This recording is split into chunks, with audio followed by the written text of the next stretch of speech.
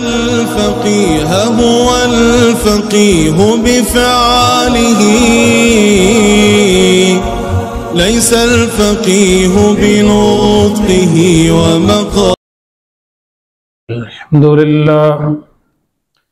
الحمد لله نحمده ونستعينه ونستغفره ونؤمن به ونتوكل عليه ونعوذ بالله من شرور أنفسنا ومن سيئات أعمالنا من يهده الله فلا مضل له ومن يضلله فلا هادي له ونشهد أن لا إله إلا الله وحده لا شريك له ونشهد أن سيدنا وسندنا ومولانا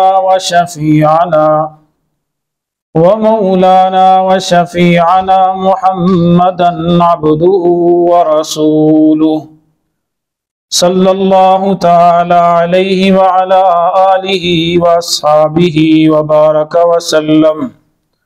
وبارك وسلم تسليما كثيرا وداعيا إلى الله بإذنه وسراجا منيرا. أما بعد فأعوذ بالله من الشيطان الرجيم. بسم الله الرحمن الرحيم. اليوم أكملت لكم دينكم وأتممت عليكم نعمتي ورضيت لكم الإسلام دينا.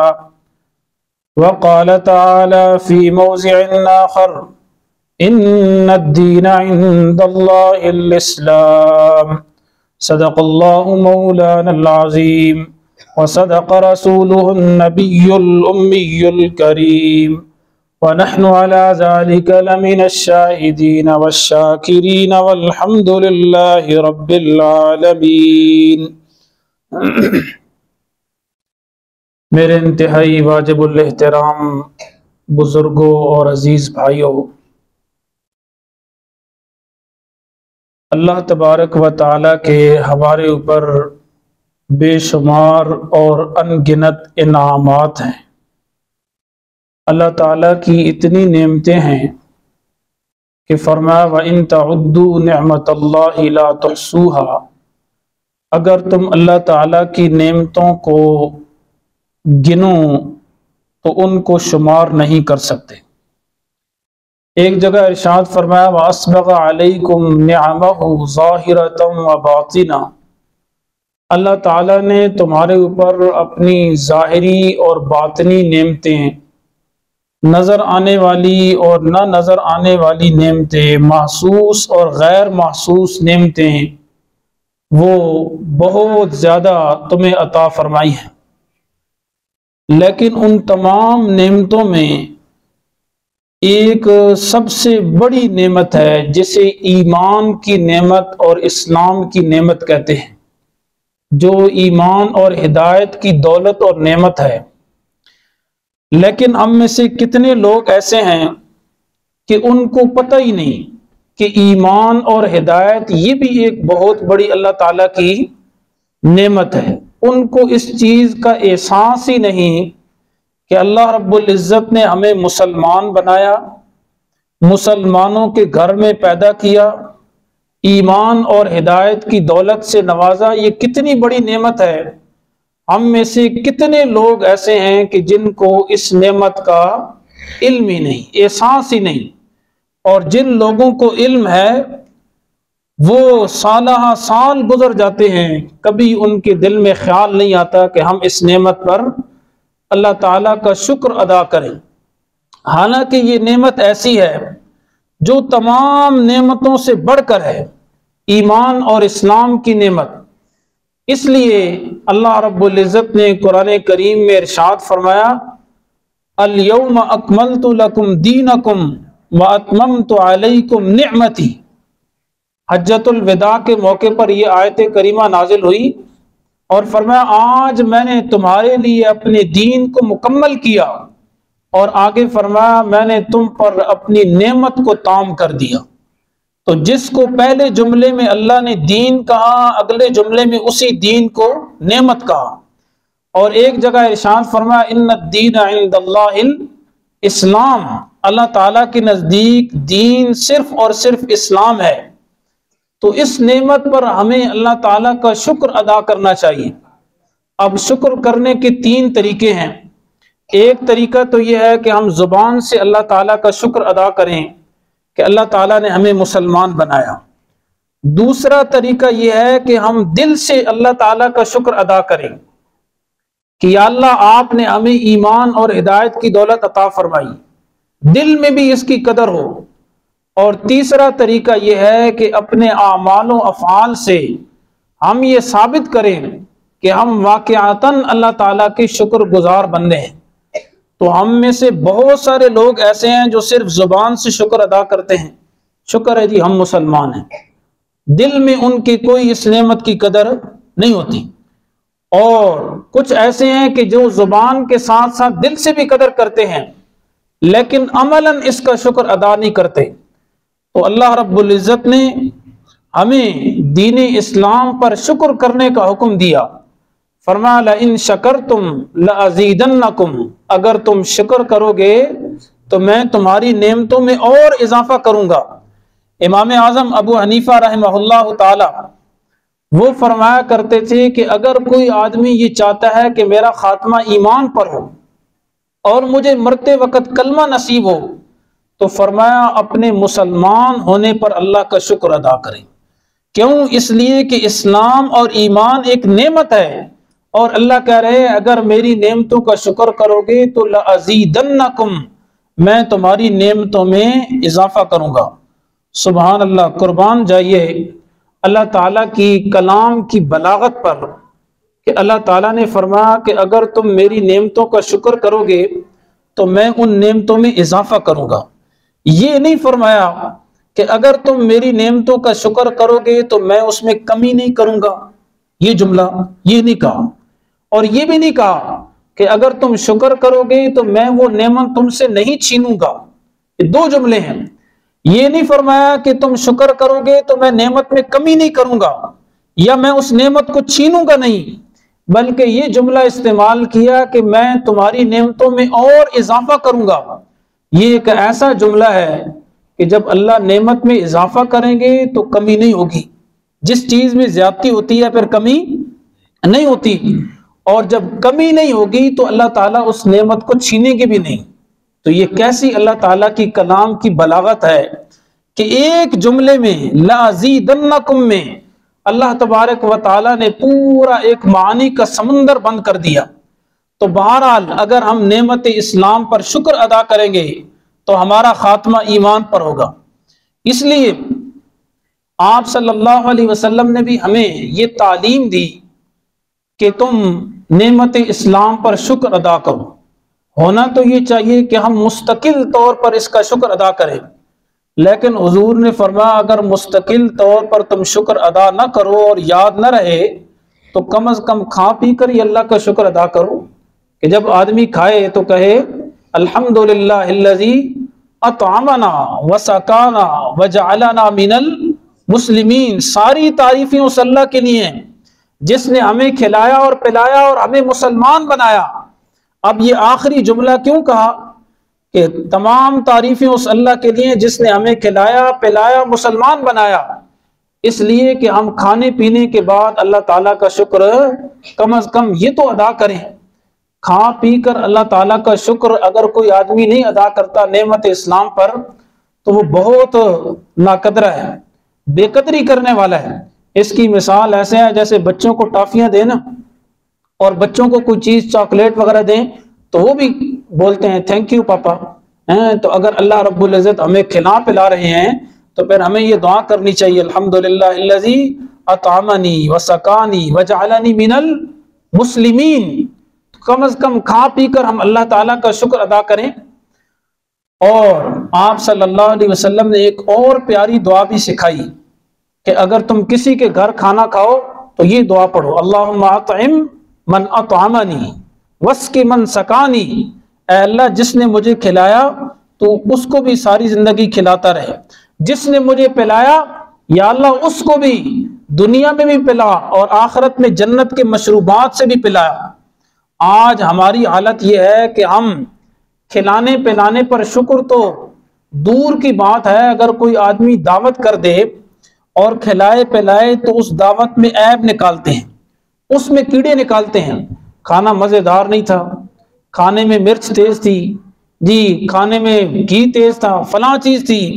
حالانکہ آپ صلی اللہ علیہ وسلم کی تعلیم یہ ہے کہ جس کے گھر کھانا کھاؤ، جس کی دعوت کھاؤ، تو پھر اس پر اس کا شکر ادا کرو، اس کے لیے دعا کرو کہ اللہ تعالیٰ اس کو جنت کے کھانے اور جنت کے مشروبات کیا ہے عطا کرے۔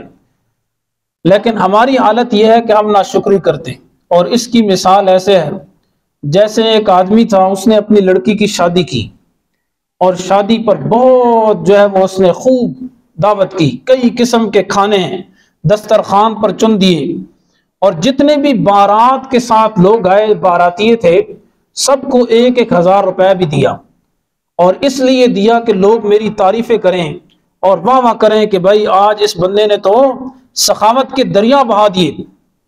جب بارات کے لوگ، بارات میں آنے والے لوگ کھانا کھا کر واپس جانے لگے تو یہ آدمی سب کو رخصت کر کے تھوڑا سا آگے ان سے پہنچ گیا اور جا کر سائڈ پر چھپ کر بیٹھ گیا کہ یہ لوگ میری کیا تعریف کرتے ہیں۔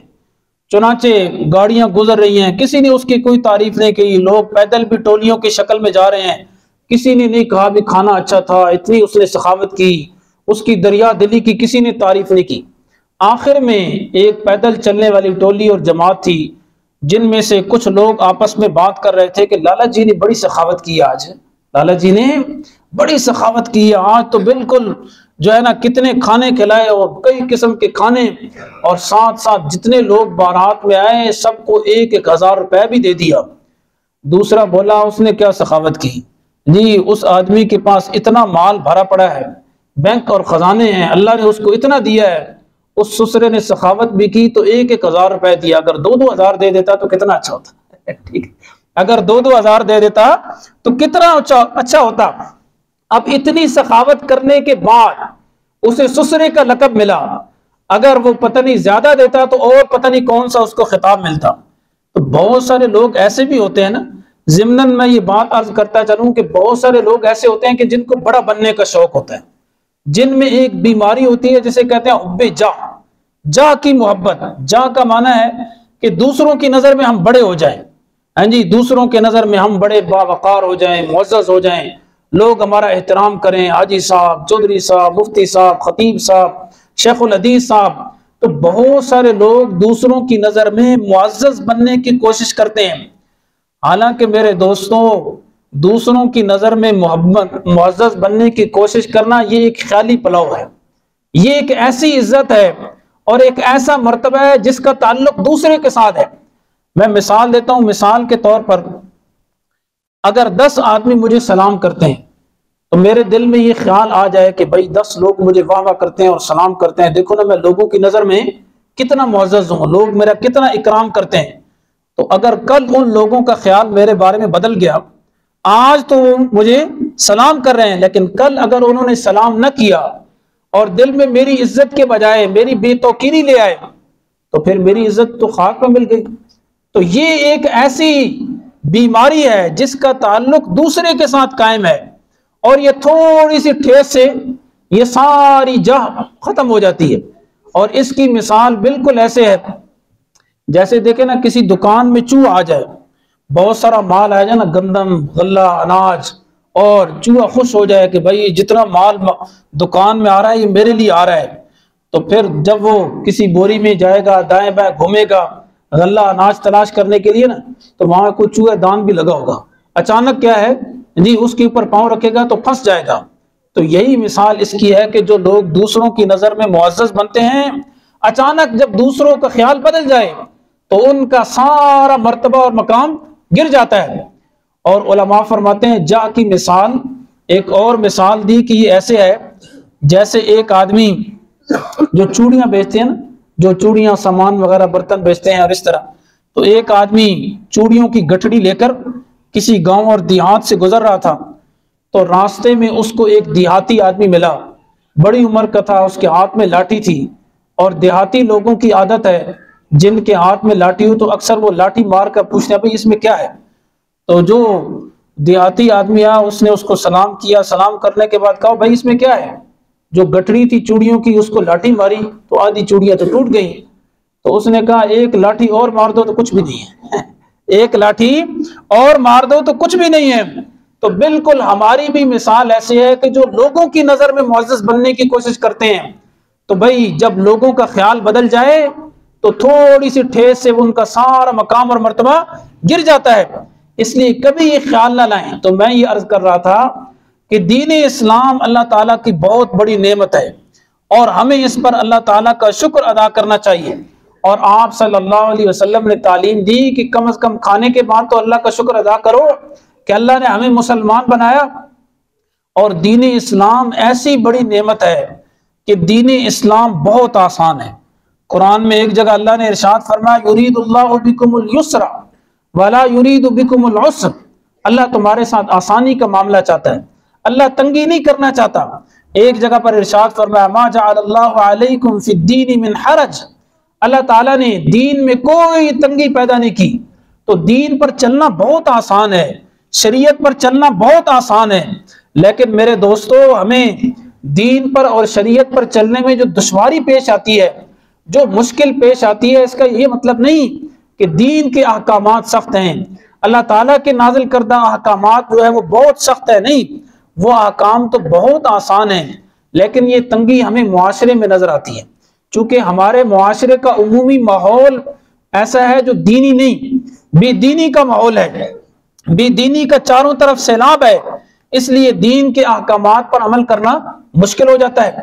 اور لوگ اعتراض کرتے ہیں، جی بہت سارے لوگ کہتے ہیں دین پہ چلنا آسان ہے، چلنا آسان ہے. ہم نے علماء سے بھی سنا، لیکن کدھر آسان ہے؟ جی دین اسلام کہتا ہے کہ بھائی سود حرام ہے. دین اسلام کہتا ہے کہ پھلوں کا موسم آ جائے تو پھل پکنے سے پہلے ان کی خرید و فروخت کرنا ناجائز ہے. تجارت میں یہ پابندی ہے، یہ کرو یہ کرو یہ کرو اور یہ نہ کرو. تو میرے دوستو یاد رکھو، دین اسلام نے اگر 10 چیزیں بتائی ہیں تو 10 میں سے صرف 2 چیزیں حرام قرار دی. کہا یہ 2 چیزیں حرام ہیں، باقی 8 چیزیں حلال ہیں. لیکن ہمارے معاشرے میں جب لوگ انہی 2 چیزوں پر عمل کر رہے ہیں اور پھر یہ اعتراض کرتے ہیں کہ دین اسلام میں بہت تنگی ہے. دین اسلام میں تنگی نہیں ہے، تنگی ہمارے اس ماحول میں ہے، تنگی ہمارے اس معاشرے میں ہے. ورنہ دین اسلام تو انسان کی فطرت کے عین مطابق ہے. جی اس کی مثال ایسے ہے جن لوگوں کو دین میں تنگی نظر آتی ہے کہ ایک حبشی جا رہا تھا، راستے میں اس نے دیکھا کہ ایک آئینہ ہے. اس نے آئینے کو اٹھایا، زندگی میں کبھی آئینہ دیکھا نہیں تھا. آئینے کو اٹھا کر جب اپنی شکل دیکھی تو اپنی شکل اس کو بدنما اور بدصورت نظر آئی تو فوراً آئینے کو پھینک دیا اور کہا کہ تو اتنا بدنما اور بدصورت ہے، اس لیے تو کوئی آدمی تجھے پھینک کر چلا گیا. حالانکہ بدنما وہ آئینہ نہیں تھا، بدنما کون تھا؟ وہ حبشی تھا. اسی طرح میرے دوستو ہمیں جو دین اسلام میں تنگی نظر آتی ہے، دین اسلام میں کوئی تنگی نہیں. دین اسلام بہت آسان ہے لیکن تنگی ہمارے معاشرے میں ہے. یا یوں سمجھو جیسے ایک آدمی کسی ڈاکٹر کے پاس جائے اور ڈاکٹر کے پاس جا کر جو ہے اپنا علاج کروائے، اس کی بیماری کی تشخیص ہو جائے. ڈاکٹر کہے کہ بھائی آپ نے ایک تو بڑا گوشت نہیں کھانا، بھینس کا گوشت نہیں کھانا، یا کیا ہے کسی جانور کا گوشت نہیں کھانا، یا آپ نے کیا ہے یہ چیزیں نہیں کھانی، اور کہا کہ بھئی آپ نے یہ سبزیاں کھانی ہیں. اور وہ اتفاق سے ایسے علاقے میں رہتا ہے کہ جو ڈاکٹر نے اس کے لیے سبزیاں تجویز کی کہ یہ 2-4 سبزیاں آپ کھا سکتے ہیں، اس علاقے میں وہ سبزی ملتی نہیں. تو کیا اس کا مطلب یہ ہے کہ ڈاکٹر ماہر نہیں ہے؟ کیا ہم ڈاکٹر پر انگلی اٹھائیں گے؟ نہیں، ڈاکٹر تو ماہر ہے لیکن تنگی اس کے اپنے علاقے میں ہے. اسے چاہیے کہ اپنے علاقے کی معیشت کو پروموٹ کرے اور اس کو ترقی دے اور اپنے معاشرے میں کیا ہے کاروبار اور تجارت کو فروغ دے تاکہ کئی قسم کے لوگ آئیں، تجارت کریں، بہت ساری سبزیاں اس علاقے میں آئیں، لوگ خرید و فروخت کریں. جب اس کے علاقے میں ملتی 2-4 سبزیاں ہیں اور پھر وہ یہ اعتراض کرے تو یہ اعتراض ہے جی یہ اپنے ماحول پر تو کر سکتا ہے، ڈاکٹر پر نہیں کر سکتا. اسی طرح میرے دوستو دین اسلام پر اعتراض کرنے سے پہلے ہم سوچیں کہ دین اسلام تو بالکل فطرت کے مطابق ہے. اور بہت سارے لوگ ایسے ہوتے ہیں نا جو یہ کہتے ہیں کہ بھائی جو ناجائز کام ہے اور حرام کام ہے، پھر وہ آ کر فتویٰ بھی پوچھتے ہیں. جی بینک میں یا کسی جگہ پر پیسے رکھوا دیے قومی بچت اسکیم میں، اور پھر آ کر پوچھتے ہیں جی یہ کام کرنا ٹھیک ہے، یہ کہیں سود تو نہیں ہے؟ پھر جب ان کو بتایا جائے کہ یہ سود ہے، کہتے ہیں جی یہ کدھر سود ہے، یہ تو بالکل ایسے ہے جیسے مکان کا کرایہ، مکان کے کرایہ پر بھی تو ہم پروفٹ لیتے ہیں، مکان کسی کو دیتے ہیں کرایہ پر تو وہ بھی پیسے لیتے ہیں، اور ادھر ہم نے بینک میں پیسے رکھوائے ہیں اس پر پیسے لے رہے ہیں۔ اتنی ان کو سمجھ نہیں ہوتی کہ دونوں میں بڑا فرق ہے۔ علماء کے پیچھے چلو، علماء جو کہہ رہے ہیں کہ یہ حرام ہے تو بس بغیر کسی کیلو کال اور حجت کے اس کو حرام جانو۔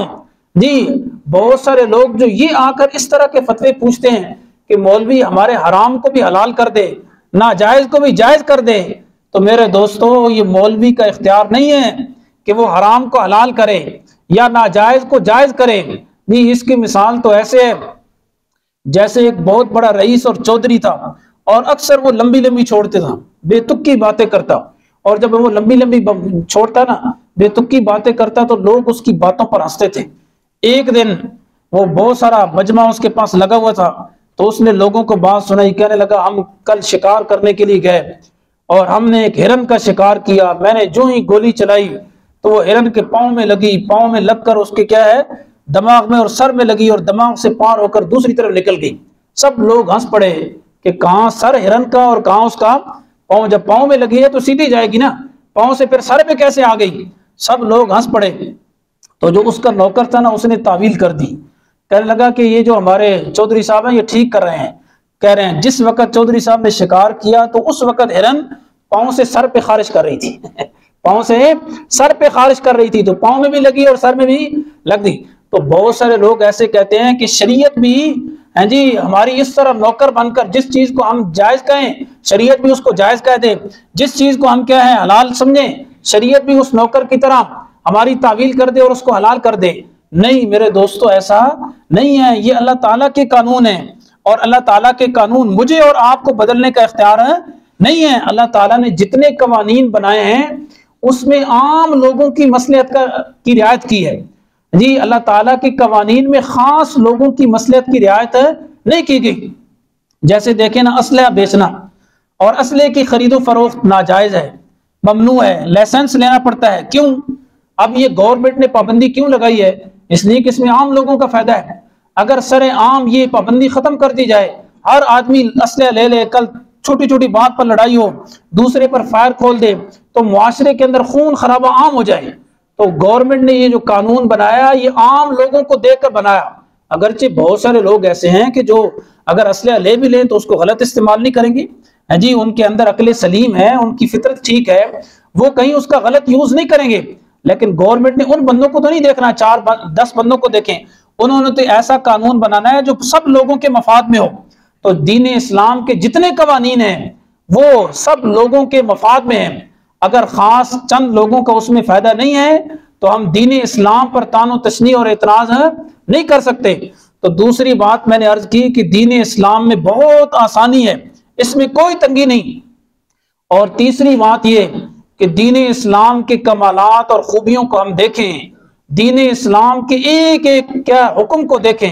ہے تو یہ بہت لمبا ٹاپک ہے، لیکن صرف چند مثالیں میں عرض کرتا ہوں کہ دین اسلام کے ایک ایک حکم کو دیکھیں، اس میں ایسی خوبیاں ہیں، ایسے کمالات ہیں۔ اسلام کا جو نظام عدل و انصاف ہے اس کو دیکھ لیں، اسلام کا جو نظام عدل و انصاف ہے اس کو دیکھ لیں۔ آپ صلی اللہ علیہ وسلم کے پاس ایک خاتون کو لایا گیا جس کا نام فاطمہ تھا، اس نے چوری کی، اور جب اس کی چوری ثابت ہو گئی تو آپ نے حکم دے دیا کہ اس کے ہاتھ کاٹ دیا جائے۔ تو لوگوں نے حضرت اسامہ رضی اللہ تعالیٰ عنہ کو آپ صلی اللہ علیہ وسلم کی سفارش میں بھیجا کہ بھائی حضور کے پاس جا کر سفارش کریں۔ حضرت اسامہ سے حضور کو بڑی محبت تھی کہ بھائی آپ کہیں گے یہ بڑے خاندان کی عورت ہے، اس لیے آپ اس کو معاف کر دیں۔ جب حضرت اسامہ نے حضور سے یہ درخواست کی کہ اللہ کے نبی کو جرمانہ مقرر کر دیں، یہ بڑے خاندان کی عورت ہے، اس کو معاف کر دیں، آپ صلی اللہ علیہ وسلم کا چہرہ مبارک غصے کی وجہ سے سرخ ہو گیا۔ آپ نے فرمایا لوگو اللہ کی قسم اگر میری بیٹی فاطمہ بنت محمد بھی چوری کرتی تو لقطعت یدہا، میں اس کا ہاتھ بھی کاٹ دیتا۔ یہ دین اسلام کا عدل و انصاف کا نظام ہے۔ خلیفہ وقت حضرت سیدنا علی رضی اللہ تعالیٰ عنہ کی حکومت ہے، اور خلیفہ اور بادشاہ ہیں، حاکم وقت امیر المؤمنین ہیں، ان کا جھگڑا ہو گیا ایک یہودی کے ساتھ۔ آپ نے یہودی سے کہا کہ یہ زرہ میری ہے، یہودی نے کہا کہ نہیں علی یہ زرہ میری ہے، دونوں میں جھگڑا ہو گیا، حضرت علی رضی اللہ تعالیٰ عنہ عدالت میں چلے گئے، عدالت میں جو جج اور قاضی تھے ان کا نام تھا شریح، قاضی شریح کی عدالت میں پہنچے، مدعی کی حیثیت سے خلیفہ وقت ہیں، آپ نے دعویٰ دائر کر دیا کہ یہ زرہ میری ہے، اور یہودی کہتا ہے میری ہے۔ اب یہودی کو بھی بلایا گیا عدالت میں، حضرت علی رضی اللہ تعالیٰ عنہ خلیفہ وقت ہو کر عدالت میں حاضر ہوئے۔ قاضی شریح نے پوچھا کہ حضرت علی آپ نے یہ دعویٰ کیا ہے کہ یہودی نے میری زرہ چوری کی ہے، تو آپ اس پر گواہ پیش کریں۔ آپ نے 2 گواہ پیش کیے، ایک اپنا آزاد شدہ غلام پیش کیا اور ایک اپنے بیٹے حضرت امام حسن رضی اللہ تعالیٰ عنہ کو پیش کیا۔ قاضی شریح نے کہا کہ آزاد شدہ جو غلام ہے اس کی گواہی تو قبول ہے کیونکہ یہ اب غلام نہیں رہا، آزاد ہو گیا، لیکن آپ کے بیٹے کی گواہی یہ باپ کے حق میں قبول نہیں ہے، اس لیے آپ کی گواہی عادی ہے، کوئی اور گواہ پیش کریں، نہیں تو میں آپ کے خلاف فیصلہ سنا دوں گا۔ حضرت علی کی یہ رائے تھی کہ بیٹا اگر معتبر ہو، سکہ ہو، دیانتدار ہو، امین ہو، صادق ہو تو اس کی گواہی باپ کے حق میں معتبر ہے۔ یہ ان کا آپس میں اختلاف تھا، لیکن چونکہ قاضی شریح ان کی رائے سے متفق نہیں تھے تو آدھی گواہی ہونے پر آپ نے فیصلہ یہودی کے حق میں دے دیا کہ یہ زرہ کس کی ہے؟ یہودی کی۔ اب یہودی جب زرہ لے کر باہر نکلا، جو ہی عدالت سے باہر نکلا تو حضرت علی کے ہاتھ پر بیعت کر کے مسلمان ہو گیا۔ کہنے لگا میں نے پہلی دفعہ یہ اسلام کا نظام دیکھا کہ ایک حاکم وقت کا مقرر کیا ہوا خلیفہ اور جج وہ اسی حاکم کے خلاف فیصلہ سنائے اور حاکم بغیر کسی چون چرا کے اس فیصلے کو تسلیم کر دے۔ مجھے معلوم ہوا کہ اسلام کا کیا کمال اور خوبی ہے، تو وہ یہودی ادھر ہی مسلمان ہو گیا اور کہنے لگا زرہ تو آپ کی تھی، یہ آپ لے لیں۔ تو یہ اسلام کا نظام عدل و انصاف ہے جی۔ اسلام میں توحید کو دیکھیں، ہمیں اللہ رب العزت کی طرف سے یہ حکم ہے کہ ہم اللہ کی ذات و صفات میں کسی کو شریک نہ ٹھہرائیں۔ اب یہ ایک توحید کا عقیدہ اتنا کامل اور مکمل ہے کہ اگر ہم دیکھیں توحید کے عقیدے کو کہ اس میں غیر اللہ کو سجدہ کرنا حرام ہے۔ کیوں حرام ہے؟ اسی لیے حرام ہے کہ ہم صرف اور صرف اللہ تعالیٰ کے در پر اور اللہ کے سامنے اپنی پیشانی اور ماتھے کو ٹیکیں، اللہ کے علاوہ کسی اور کے سامنے سجدہ نہ کریں، کسی اور کے سامنے سر نہ جھکائیں۔ حدیث میں آتا ہے صحابہ کرام نے عرض کیا یا رسول اللہ ہم نے فارس اور روم کے لوگوں کو دیکھا کہ وہ اپنے اپنے بادشاہوں کو سجدہ کرتے ہیں، اگر آپ ہمیں اجازت دیں تو ہم بھی آپ کو سجدہ کریں۔ آپ صلی اللہ علیہ وسلم نے بڑے پیارے طریقے سے ان کو سمجھایا، فرمایا میرے صحابہ مجھے بتاؤ اگر میری دنیا سے چلے جانے کے بعد تمہارا گزر میری قبر پر ہو تو کیا میری قبر پر بھی سجدہ کرو گے؟ صحابہ نے کہا نہیں، صحابہ تو سلیم العقل تھے، سلیم الفطرت تھے، کہنے لگے یا رسول اللہ نہیں، آپ کی قبر پر ہم سجدہ نہیں کریں گے، ہم جیسے ہوتے تو کہتے یا رسول اللہ 1 یا 4 سجدے کریں گے جی، لیکن صحابہ نے فرمایا یا رسول اللہ ہم آپ کی قبر پر سجدہ نہیں کریں گے۔ تو حضور نے فرمایا جب میری وفات کے بعد میری قبر پر سجدہ کرنا جائز نہیں تو زندہ بھی مجھے سجدہ کرنا جائز نہیں۔ سجدہ صرف اور صرف کس کے سامنے ہے؟ اللہ کے سامنے ہے۔ اور پھر حضور نے فرمایا اگر میں اللہ کے علاوہ کسی اور کو حکم دیتا، میری شریعت میں سجدہ کسی اور کے لیے جائز ہوتا تو میں عورتوں کو حکم دیتا کہ وہ اپنے شوہروں کو سجدہ کریں، لیکن میری شریعت میں غیر اللہ کا سجدہ یہ جائز نہیں ہے۔ تو میرے دوستوں اور مسلمانوں دیکھو یہ اسلام کی خوبی تھی۔ آج بہت سارے لوگ یہ اعتراض کرتے ہیں کہ مسلمانوں کے نبی اور پیغمبر نے حجت الوداع کے موقع پر بال تقسیم کیے، اور یہ بال اس لیے تقسیم کیے کہ معاذ اللہ حضور صلی اللہ علیہ وسلم لوگوں سے اپنی تعظیم کروانا چاہتے تھے، لوگوں کے سامنے بڑا بننا چاہتے تھے اور لوگوں سے اپنی تعظیم اور محبت کروانا چاہتے تھے۔ حالانکہ ان کا یہ اعتراض اتنا جاہلانہ ہے، ان کو معلوم نہیں کہ آپ صلی اللہ علیہ وسلم نے حجت الوداع کے موقع پر جو بال تقسیم کیے کن لوگوں کو تقسیم کیے؟ ایسے لوگوں کو تقسیم کیے جو آپ کی محبت میں دیوانے تھے، اور ایسے دیوانے تھے کہ حدیث میں آتا ہے آپ صلی اللہ علیہ وسلم وضو کرتے، صحابہ آپ کے وضو کا پانی زمین پر نہیں گرنے دیتے تھے، صحابہ کرام وضو کا پانی اپنے جسموں پر مل لیتے، آپ کی تھوک مبارک لعاب دہن صحابہ اس کو زمین پر نہیں گرنے دیتے تھے، بلکہ ایک روایت میں آتا ہے کہ آپ صلی اللہ علیہ وسلم نے پچھنے لگوائے اور خون نکلا، آپ نے اس کو ایک ڈبی میں بند کیا اور ایک صحابی کو دیا، فرمایا میرے صحابی جاؤ اور جا کر خون کی اس ڈبیا کو دفن کر کے آ جاؤ۔ وہ صحابی گئے، جب انہوں نے خون کی اس ڈبیا کو کھولا تو اس سے اتنی بہترین خوشبو آ رہی تھی، ان کے دل نے گوارا نہیں کیا کہ میں رسول اللہ صلی اللہ علیہ وسلم کے خون کو زمین میں دفن کر دوں۔ وہ ڈبیا اپنے منہ کے ساتھ لگائی، سارا خون پی گئے۔ واپس آئے، آپ صلی اللہ علیہ وسلم نے پوچھا میرے صحابی وہ خون دفن کر کے آ گئے کہ نہیں؟ کہا یا رسول اللہ وہ خون تو میرے بدن میں چلا گیا، میں نے سارا پی لیا۔ حضور نے فرمایا جس کے بدن میں میرا خون چلا جائے اللہ اس پر جہنم کی آگ کو آرام کر دیتے ہیں۔ تو وہ ایسے لوگ تھے کہ جن کے دل میں حضور کی اتنی محبت تھی۔ جی ہم نے تو دیکھا جی کہ مجنو جس کو لیلا سے محبت ہو گئی، اور وہ جی لیلا بھی رنگ کے اعتبار سے کالی تھی، لیکن جب اسے لیلا سے محبت ہوئی تو اس نے شعر کہے، جب وہ لیلا کی گلیوں سے گزرتا تھا نا تو کہتا تھا امر علی الدیار دیار لیلا اقبل ذل جدار وذل جدارا ما حب الدیار شغفنا قلبی ولکن حب من سکن الدیار۔ جب اس کا گزر لیلا کی گلی محلے سے ہوتا تو وہ ان دیواروں کو چومتا اور پیار کرتا۔ لوگوں نے پوچھا پاگل یہ کیا کر رہا ہے؟ اس نے کہا میں ان گلی کوچوں سے اور ان در و دیوار سے محبت نہیں کرتا بلکہ ان کوچوں میں رہنے والی سے محبت کرتا ہوں۔ جی مجنو کو لیلا سے محبت ہو گئی، وہ در و دیوار کو چوم رہا ہے۔ میرے دوستو صحابہ کو حضور صلی اللہ علیہ وسلم سے اتنی محبت تھی کہ وہ آپ کے جسم کے وضو کے پانی کو زمین پر نہیں گرنے دیتے، آپ کے تھوک مبارک کو نہیں گرنے دیتے، آپ کے خون کو دفن کرنا گوارا نہیں کرتے تھے۔ اگر آپ صلی اللہ علیہ وسلم اپنے بال حجۃ الوداع کے موقع پر صحابہ میں تقسیم نہ کرتے تو کوئی عجب نہیں تھا کہ صحابہ میں اختلاف ہو جاتا۔ اس لیے آپ صلی اللہ علیہ وسلم نے صحابہ کو تسلی کے لیے اپنے چند بال دے دیے۔ صرف آپ صلی اللہ علیہ وسلم نے صحابہ کی محبت کو مد نظر رکھا، یہ نہیں کہ اپنی تعظیم کروانا مقصود تھی۔ اگر اپنی تعظیم کروانا مقصود ہوتی تو آپ صلی اللہ علیہ وسلم بھی عالی شان محلوں میں رہتے۔ حالانکہ صحیح احادیث میں آتا ہے آپ صلی اللہ علیہ وسلم سادہ لباس پہنتے، سادہ کھانا کھایا کرتے، مجلس میں صحابہ سے کہتے کہ تم میرے آگے چلو، اور آپ صلی اللہ علیہ وسلم کے پاس جتنا مال آتا، ایک موقع پر اتنا مال آیا کہ آپ نے صحابہ کو بلایا، کسی صحابی کو 100 بکریاں دے دی، کسی کو 200 بکریاں دے دی۔ ایک صحابی آیا اور اس نے کہا نیا مسلمان ہوا، کہا یا رسول اللہ ان دو پہاڑوں کے درمیان جو وادی ہے مجھے اتنی بکریاں دے دیں۔ آپ نے اس کو اتنی بکریاں دے دی، وہ سارا مال آپ نے دے دیا، ایک بکری بھی اپنے لیے نہیں رکھی۔ تو جو لوگ اپنی تعظیم کرواتے ہیں کیا وہ ایسا کرتے ہیں؟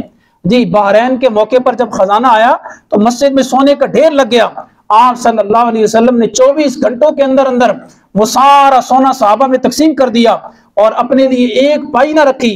تو کیا جو آدمی بڑا بننا چاہتا ہے، جو آدمی لیڈر بننا چاہتا ہے، اپنی تعظیم لوگوں سے کرواتا ہے، کیا اس کے اخلاق کیسے ہوتے ہیں؟ آپ صلی اللہ علیہ وسلم اپنے گھر میں تشریف لے جاتے، اپنی بکری کا دودھ خود نکال لیتے، آٹا خود گوندھ لیتے، آپ صلی اللہ علیہ وسلم اپنے جوتوں کو خود سی لیتے۔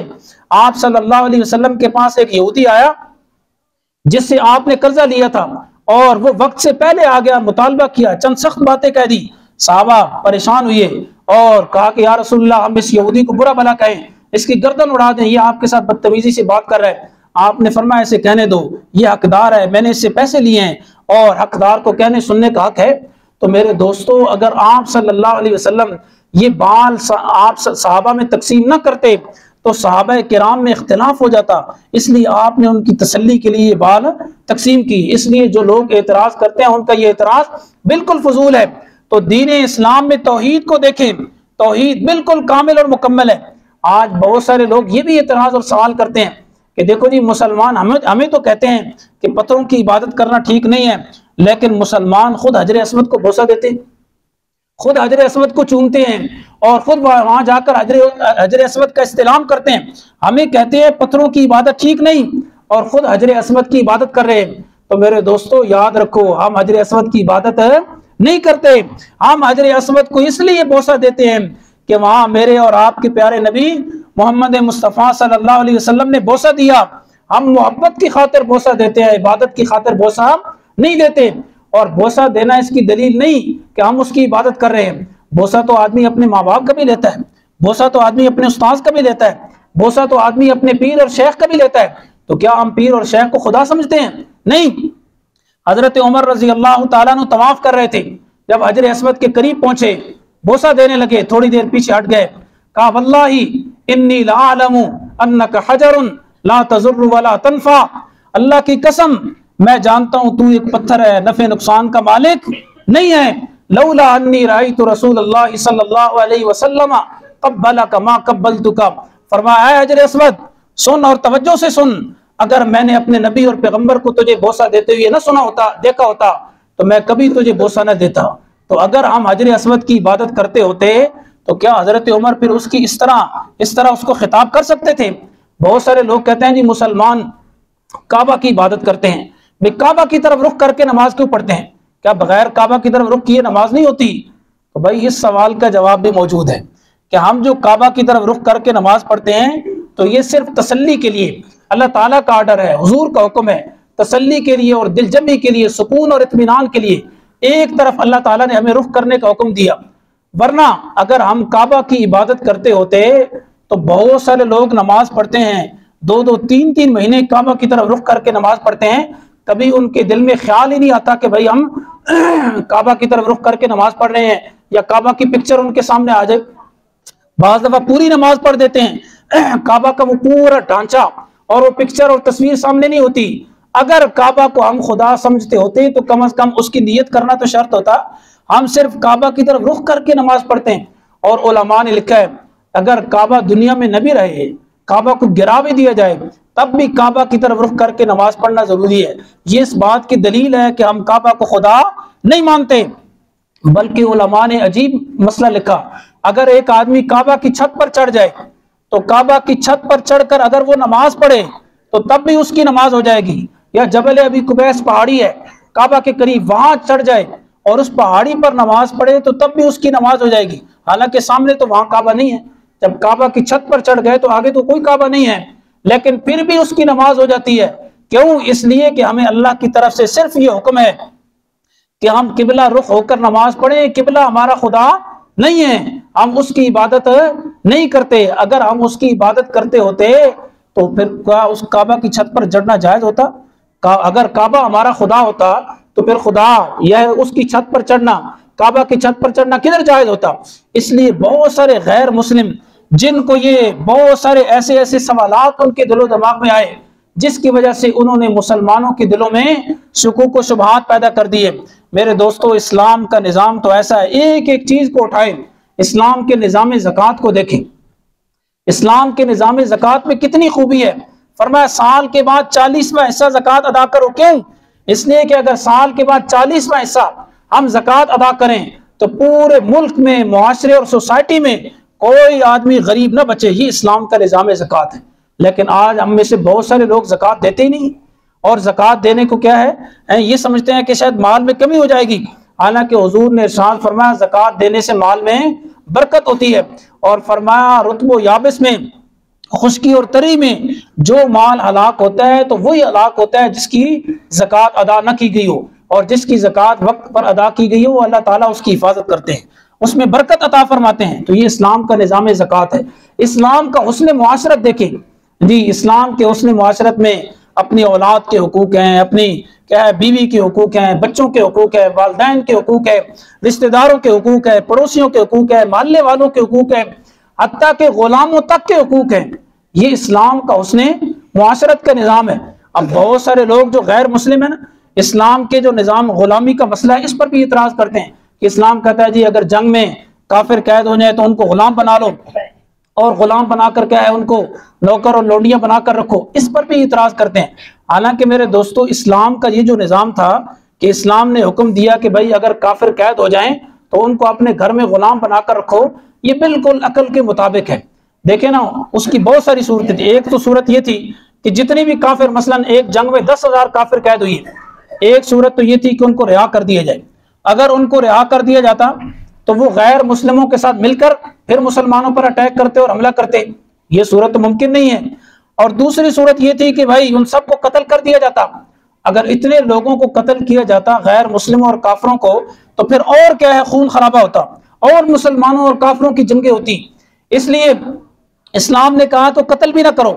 تیسری صورت یہ تھی کہ سب کو جیل میں بند کر دو، اے جی حکومت جیل میں بند کر دے اور بند کر کے ان کو 2 ٹائم کا کھانا دے اور ان سے کام لے۔ یہ صورت اگرچہ آج بہت سارے ممالک میں رائج ہے، قیدیوں کو وہ اس طرح جیل میں ڈال دیتے ہیں، لیکن اسلام نے اس کو بھی پسند نہیں کیا۔ کیوں؟ اس لیے کہ اگر اتنے کافر قید ہو جائیں اور ان کو جیل میں ڈال دیا جائے تو اتنے قیدیوں کا کھانا یہ حکومت وقت اور ریاست پر بوجھ ہے۔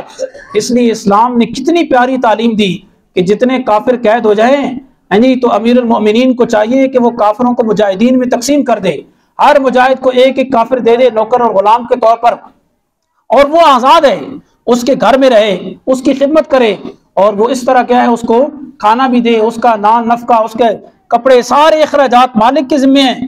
اس طرح وہ جو کافر غلام بن کر بھی ہمارے گھر میں رہے گا تو اس کو بھی توہین نہیں ہوگی، وہ یہ سمجھے گا کہ میں خدمت کر رہا ہوں، اور خدمت کرنے کے ساتھ ساتھ میری یہ کیا ہے خرچہ بھی دے رہے ہیں مجھے۔ تو یہ اسلام کا کتنا پیارا نظام تعلیم ہے، غلامی کا مسئلہ ہے۔ اب اسی وجہ سے اسلام نے غلاموں کو بھی آزاد رکھا کہ ایک آدمی ایک غلام کو لے لے تاکہ اسے دین اسلام کے بارے میں سوچنے کا موقع ملے، وہ دین اسلام کو مطالعہ کرے، دین اسلام کو پڑھے، اور پڑھ کر اگر وہ دین اسلام کی حقانیت کو دیکھے تو مسلمان ہو جائے۔ ہم تو تاریخ میں ایسے بے شمار واقعات دیکھتے ہیں کہ بہت سارے کافر جو غلام بن کر مسلمانوں کے گھروں میں آئے، پھر انہوں نے خود اسلام کو اسٹڈی کیا، اسٹڈی کرنے کے بعد مسلمان ہوئے اور بڑے بڑے محدث بنے، بڑے بڑے اونچے درجوں پر فائز ہوئے۔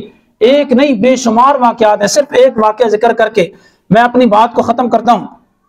سلطان محمود بڑا مشہور تھا، جی لوگ اسے ظالم بھی کہتے ہیں کہ اس نے تلوار کے ذریعے کیا ہے دین اسلام کو پھیلایا، حالانکہ یہ الگ ٹاپک ہے، انشاءاللہ اس پر گفتگو کریں گے کہ دین اسلام تلوار سے نہیں پھیلا ہے، دین اسلام اخلاق سے پھیلا ہے۔ تو بہرحال سلطان محمود نے ایک دفعہ ہندوستان پر حملہ کیا اور بہت سارے جو ہندو تھے ان کو قید کر کے وہ لے گیا۔ ان میں اس کو ایک ہندو بہت نوجوان اور ہوشیار اور سمجھدار نظر آیا، اس نے اس ہندو کی ساری تعلیم کا خرچہ اور انتظام اپنے ذمہ لیا، اس کو پڑھایا لکھایا، پڑھا لکھا کر اس کو عہدہ دیا حکومت کا اور سلطنت کا، اور آہستہ آہستہ وہ عہدوں پر کیا ہے بڑا ہو گیا۔ جب وہ اس کو بڑا تجربہ ہو گیا تو ایک وقت ایسا آیا کہ سلطان محمود نے اس ہندو غلام کو جسے قید کر کے لایا تھا ایک پورے صوبے کا والی اور وزیر اعلیٰ بنا دیا، اور اس زمانے میں صوبے کا وزیر اعلیٰ بننا ایسے تھا جیسے پورے ملک کا کیا ہے وزیر اعظم بننا ہے۔ جب اس کے سر پہ تاج سلطنت رکھا گیا تو وہ غلام رونے لگا۔ سلطان محمود نے کہا یہ رونے کا مقام ہے یا خوشی کا مقام ہے؟ میں تجھے والی بنا رہا ہوں، پورے صوبے کا سرپرست بنا رہا ہوں، تیرے سر پہ تاج سلطنت رکھ رہا ہوں، کیوں رو رہے ہو؟ کہا بادشاہ سلامت مجھے ماضی کا منظر یاد آ گیا، میں جب چھوٹا تھا تو ہندوستان میں ہماری جو عورتیں تھیں وہ سلطان محمود کے نام سے اتنا ڈرتی تھیں کہ وہ سلطان محمود سے ہمیں ڈرایا کرتی تھی، جیسے لوگوں کو جیسے ہم بچوں کو ڈراتے ہیں نا چڑیل آ رہی ہے، ہوا آ رہا ہے، تو ہندوستان میں عورتیں ڈراتی تھیں کہ بچوں سو جاؤ سلطان محمود آ رہا ہے، بچے چپ کر کے سو جاتے۔ تو کہا ہماری مائیں ہمیں ڈرایا کرتی تھی کہ سلطان محمود بہت ظالم ہے اور بہت جابر ہے، اور ہم آپ کے ڈر سے بچپن میں سو جایا کرتے، زیادہ شرارتیں نہیں کیا کرتے تھے۔ جب میں قید ہو کر آپ کے پاس آیا تو میں نے سوچا یہ تو بہت بڑا ظالم ہے جس سے ہماری ماں ہمیں ڈرایا کرتی تھی، اور پھر جب آپ نے کیا ہے جب آپ کے سامنے لایا گیا تو میں نے سوچا کہ اب پتہ نہیں میرا کیا اثر ہوگا، لیکن جب آپ نے مجھے پڑھایا لکھایا تعلیم دی اور آج میری صلاحیتوں کو دیکھتے ہوئے پورے ایک صوبے کا والی بنایا تو میری آنکھوں میں آنسو آ گئے، کاش میری ماں زندہ ہوتی اور میں اسے بتاتا کہ مسلمانوں کا بادشاہ سلطان محمود ظالم نہیں، اس کے کتنے اچھے اخلاق ہیں۔ چنانچہ وہ ہندو اس پر سلطان محمود کے اخلاق دیکھ کر مسلمان ہو گیا۔ ہاں جی، تو دیکھیں ایک غلام تھا لیکن جب اس کی صلاحیتیں تھیں تو مسلمانوں نے اسے پورے صوبے کا والی اور وزیر اعلیٰ بنا دیا۔ تو میرے دوستو یہ جو لوگ اسلام پر اعتراض کرتے ہیں، اسلام کی ایک ایک خوبی ایسی ہے، ایک ایک کمال ایسا ہے کہ اگر آپ اس کو کیا ہے سر سے لے کر پاؤں تک دیکھیں تو وہ سرتاپا حسن و جمال ہے، اس میں کوئی نقص نہیں ہے، کوئی عیب نہیں ہے، چونکہ ہمارے پاس اسلام کا پورا علم نہیں ہے، اسلام کے بارے میں پوری ہماری معلومات نہیں ہے، اس لیے اگر کوئی غیر مسلم فوراً اعتراض کرتا ہے ہم فوراً اس سے متاثر ہو جاتے ہیں، جی کوئی گورا اٹھ کر اعتراض کر دیتا ہے اسلام پر ہم فوراً اس سے متاثر ہو جاتے ہیں۔ لیکن دین اسلام کی حلاوت اور مٹھاس ایک دفعہ جس کے دل میں پہنچ جائے پھر وہ اپنی جان تو دے سکتا ہے، اپنی گردن تو کٹوا سکتا ہے، لیکن دین اسلام سے ایک پیچھے نہیں ہو سکتا۔ اللہ تعالیٰ مجھے اور آپ کو عمل کی توفیق عطا فرمائے۔